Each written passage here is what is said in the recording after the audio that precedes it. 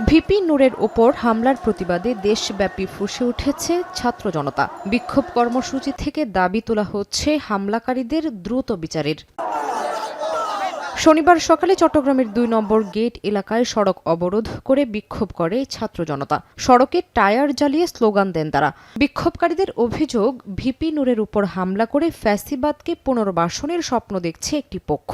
অবিলম্বে হামলাকারীদের দৃষ্টান্তমূলক শাস্তিসহ জাতীয় পার্টিকে নিষিদ্ধ করার দাবি জানান তারা।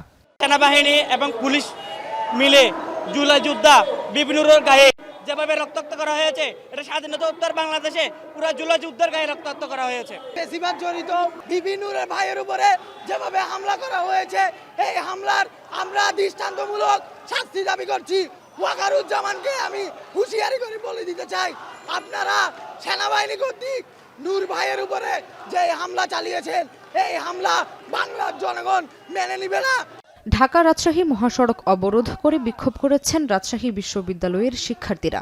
হামলায় জড়িত পুলিশ ও সেনাবাহিনীর সদস্যদের আগামী ২৪ ঘণ্টার মধ্যে চাকরিচ্যুত করে বিচারের আওতায় আনার দাবি জানান তারা। নূরের ওপর হামলা জুলাই যোদ্ধাদের উপর হামলার শামিল বলেও মনে করেন তারা। কোটা পদ্ধতি সংস্কারের যে আন্দোলনটা ২৪-এ এসে শুরু হয়েছে, এটার শুরুটা কে করছে? ভিপি নুরুল হক নূর করছে। ২৪ ঘন্টার মধ্যে এর সাথে যারা জড়িত তাদের চাকরিচ্যুত করে, অতি দ্রুত তাদেরকে চাকরিচ্যুত করে আইনি ব্যবস্থা নিতে হবে। বরিশাল কেন্দ্রীয় শহীদ মিনার থেকে বিক্ষোভ মিছিল বের করে বরিশাল জেলা ও মহানগর গণ অধিকার পরিষদের নেতাকর্মীরা।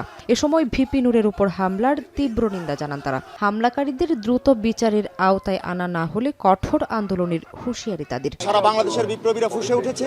আমরা চাই অবিলম্বে যারা এই হামলার সাথে জড়িত তাদেরকে আইনের আওতায় এনে ২৪ ঘন্টা তাদের গ্রেপ্তার করা হোক। এর কোনো যথাযথ ব্যবস্থা গ্রহণ করা না হয়, তাহলে এই উপদেষ্টা পরিষদকে আমরা অকার্যকর ঘোষণা করে তাদের পদত্যাগ দাবিতে আমরা রাজপথে থাকব। একই দাবিতে ঢাকা চট্টগ্রাম মহাসড়কের কুমিল্লার কোটবাড়ি এলাকায় মহাসড়ক অবরোধ করে বিক্ষোভ করেন গণ অধিকার পরিষদের নেতাকর্মীরা। কোটবাড়ি অংশে টায়ারে আগুন জ্বালিয়ে উভয় পাশে অবরোধ করে বিক্ষোভ করেন তারা। দুপাশে আটকা পড়ে বিভিন্ন যানবাহন।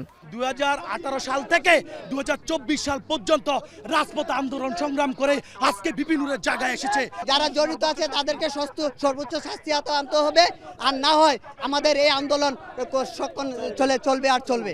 নূরের ওপর হামলার প্রতিবাদে ও হামলাকারীদের গ্রেফতারের দাবিতে সিরাজগঞ্জের গোল চত্বরে যমুনা সেতু সংযোগ মহাসড়ক অবরোধ ও বিক্ষোভ মিছিল করেছে গণ অধিকার পরিষদের নেতাকর্মীরা।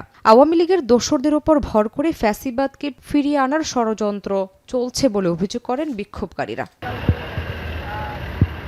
এছাড়া নূরের উপর হামলার প্রতিবাদে সাভারে জাহাঙ্গীরনগর বিশ্ববিদ্যালয়ের প্রধান ফটকের সামনে মানববন্ধন কর্মসূচি পালন করেছেন বিশ্ববিদ্যালয়ের শিক্ষার্থীরা।